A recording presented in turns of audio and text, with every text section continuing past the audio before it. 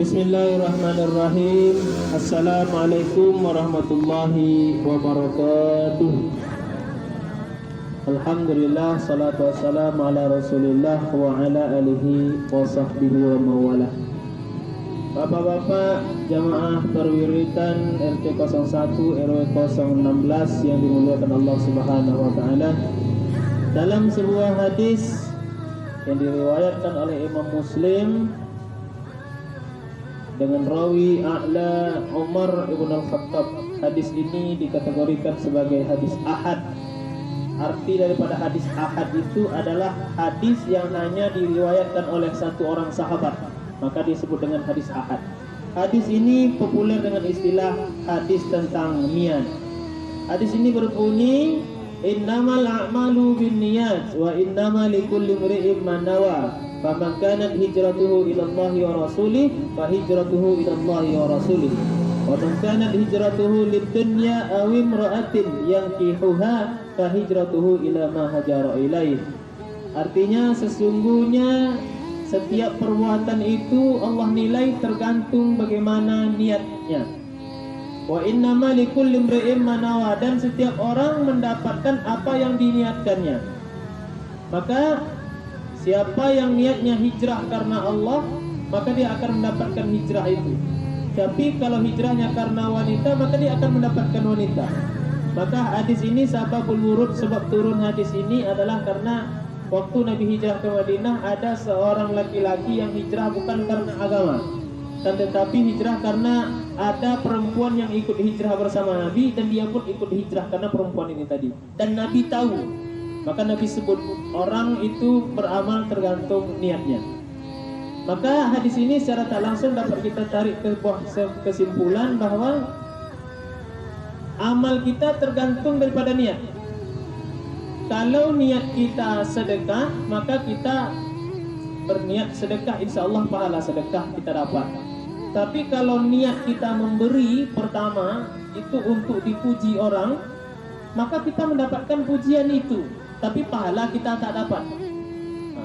Biasanya nih dekat kampanye-kampanye kan, anggota dewan, gubernur, bupati segala macam memberi, maka memberinya itu niatnya ditengok dulu dalam dua hal. Dia niat memberi ini ikhlas atau karena ada sesuatu yang diinginkan. Kalau dia ikhlas karena Allah, berarti memberinya terhitung sebagai sedekah, niatnya niat sedekah. Tapi kalau niatnya minta dipilih balik, maka dia dapatlah itu. Orang yang diberikan duit, diberikan baju akan milih dia, maka itulah yang didapatnya. Pahala dia tak dapat. Boleh tak sambil memberi sedekah juga sekaligus minta dukungan? Maka ini lain niat. Maka niat sama. Apa yang membedakan pekerjaan kita biasa dengan ibadah itu terletak di niat. Bekerja itu bisa jadi ibadah kalau diniatkan untuk menafkahi keluarga, memberi makan anak dan istri, maka itu insya Allah kerja kita bernilai ibadah. Tapi kalau kerja kita niatnya untuk supaya hidup kita senang, supaya bisa beli mobil, bisa beli motor, tak ada niat ibadah supaya mendekatkan diri kepada Allah, maka kerja kita nilainya sia-sia.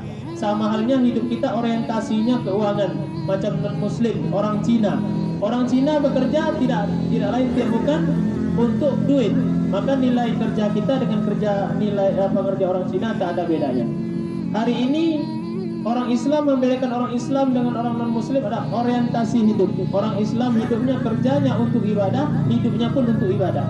Kalau orang di luar sana kafir, mereka orientasinya tidak ada ibadah, tapi murni duniawi. Hari ini bapak-bapak, kalau kita mohon maaf, ada yang sakit hati, bukan sakit hati tersinggung, bukan, memang hati yang sakit. Seperti dulu Dahlan Iskan, pemilik Jawa Pos, orang kaya di Jawa. Dia mengalami gagal hati, maka dia transplantasi hati di Hong Kong, di Cina. Maka di Cina itu hari ini, kalau kita misalnya menginginkan, kita duit banyak, kita butuh hati baru, katakanlah membutuhkan hati baru, bawa ke Indonesia susah mencari hati karena tak ada orang yang mau mendonorkan hati. Tapi kalau kita pergi ke Cina, mau ganti hati hari ini, pengen hari ini pun dapat hati. Entah dari mana-mana hati itu mereka dapat. Kenapa? Orientasi hidup mereka duit. Tuhan mereka adalah duit. Maka yang membedakan kita dengan orang non-muslim adalah orientasi hidup kita mestilah ibadah. Berjualan sandal kita untuk ibadah. Supaya apa? Supaya kita makin mudah dalam beribadah. Tak lagi memikirkan periuk nasi apa segala macam. Kenapa? Dengan jualan inilah kita mendapatkan uang, mendapatkan nafkah untuk menghidupi apa kita. Jangan sampai Pak pepatah Jawa mengatakan, jangan sampai gara-gara kita mencari nasi, tapi kita lupa dengan yang membuat nasi. Nah, itu dia. Jangan sampai gara-gara kita ingin mencari duit, lupa dengan yang memberi duit, lupa dengan yang memberi rezeki. Jangan sampai gara-gara kita ingin mendapatkan uang banyak dari perkebunan kelapa sawit, tapi waktu sholat kita lalai di kebun sawit. Nah, itu kebun sawit itu masih imam. Nah. Jadi orientasi hidup kita mestilah ibadah. Baik kerja kita di kantor kah kita, pedagang kah kita, apapun itu, maka harus bermuara kepada peningkatan ibadah kita kepada Allah Subhanahu wa taala. Silakan jualan, tapi waktu sholat jangan ditinggalkan. Silakan berkebun, tapi di waktu sholat silakan sholat meski di kebun. Silakan menjadi sopir ambulan, ketika berada kita di masjid waktu sholat, berhentikan ambulan kalau tak ada muatan ya Bang Eko. Kalau ada muatan, zalim pula kita. Kalau tak, singgah ke masjid, di mana ada masjid di situ kita sholat.